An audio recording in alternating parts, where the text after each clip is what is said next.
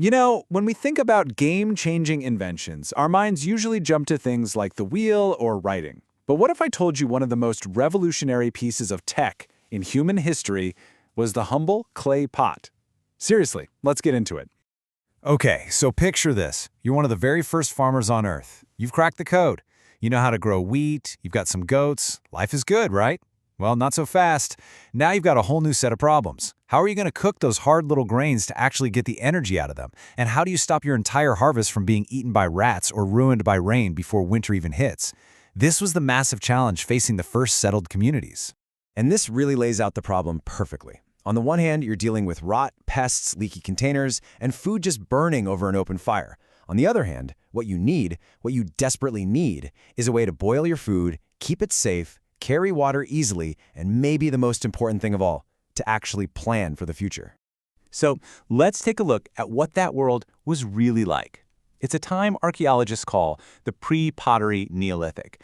And look, people were incredibly smart, don't get me wrong, but every single one of their solutions for just holding stuff, well, it had some pretty serious downsides. I mean, look at their options. Sure, you could painstakingly carve a bowl out of stone. It's durable, but it's incredibly heavy and takes forever to make. Or you could weave a basket. It's light, which is great, but it's totally useless against mice and moisture, and it'll burn in a second. Skin bags? Perfect for carrying water, but you can't exactly put one over a fire to cook dinner. They even tried making these plaster containers, an early experiment, but they were just way too fragile. It felt like every solution just created a new problem. And that is where pottery enters the scene. And it's crucial to understand, it wasn't invented to be art. It wasn't for decoration. It was a piece of pure, game-changing technology. It was the ultimate household upgrade that solved pretty much every single challenge we just talked about. Okay, first let's talk about cooking. Having a pot that you can put over a fire means you can boil things, and that is a huge deal. Suddenly, all these tough grains, beans, and legumes that were almost impossible to digest, they become staple foods. You can make soups, stews, porridges. You're unlocking way more calories from the same crops. It completely transformed the ancient menu. Second, storage. A good, solid clay jar with a lid is basically a fortress against moisture and pests. Your grain supply, the food that has to last your family all winter, is now safe. And this isn't just a minor convenience, right? This is the difference between a community thriving and facing starvation. And that leads to the biggest change of all. When you can safely store a surplus of food, you can do something truly incredible. You can plan ahead. A surplus means your community can grow larger. It means you can survive a bad harvest. It means some people can do things other than farming. This is how the first villages start to grow into towns and cities. So, the main takeaway here is that pottery wasn't just a better bowl. It was, and I think this quote from the source material just says it perfectly, a new piece of infrastructure for daily life. It fundamentally rewired what was possible for a family and for an entire society.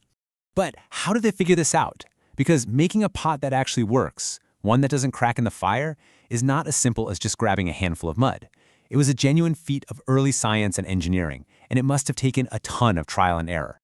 The whole process was really a four-step marvel. First, you had to mix your clay with something called a temper. We'll get to that in a sec. Second, you'd shape the pot, all by hand, remember? No potter's wheels yet. So you're using coils or pinching the clay into shape. Third comes the really nerve-wracking part. You have to let it dry, super slowly and carefully so it doesn't crack. And finally, you fire it, probably in a simple pit or just a big bonfire, to turn that soft clay into hard ceramic.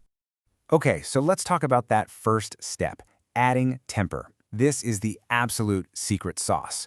You see, pure clay shrinks like crazy when it dries and when you heat it up, which makes it crack and fall apart.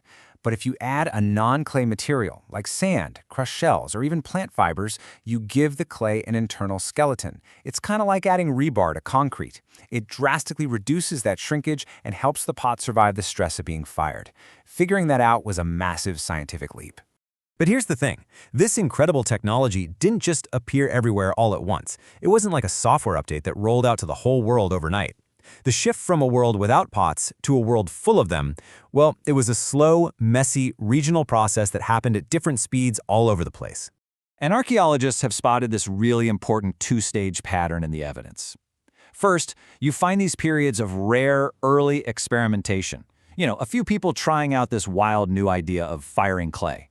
But the real revolution, the moment everything changes, is that second stage, when pottery becomes a standard, routine, everyday part of every single household. And we can actually see this on the ground. For example, if you go to a site like Boncuklu Huyuk in Turkey, you find those very early kind of strange experimental bits of fired clay. But then, fast forward in time, and go to a site like Shar Hagalan in the southern Levant, and it's a full-blown pottery-making center. Pots are everywhere, they're standardized, it's just normal. It just goes to show how this technology spread and was adopted by each region in its own way and on its own timeline.